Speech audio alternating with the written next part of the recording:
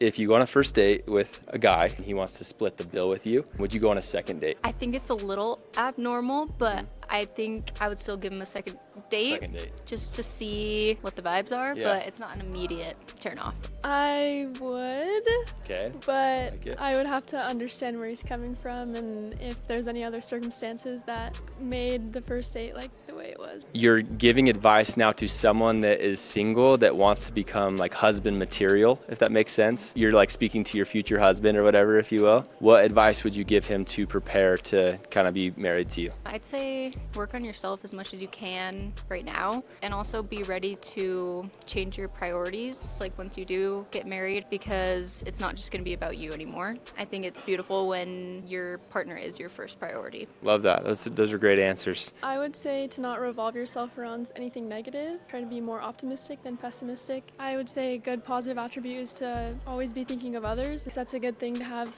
if you ever have a wife or have children or have parents that are sick, grandparents that are sick, just things like that. Yeah, so selflessness for you is a big one. I love that. That's awesome. I'm going to give you this. So this is it's called Wealth Worth Chasing. And like I said kind of at the beginning, so the idea is building your life around faith, family, finances, and fitness. And I'm a big believer that like if a man can build his life around those four things, then he'll be very well equipped to take care of a woman and a family and things like that.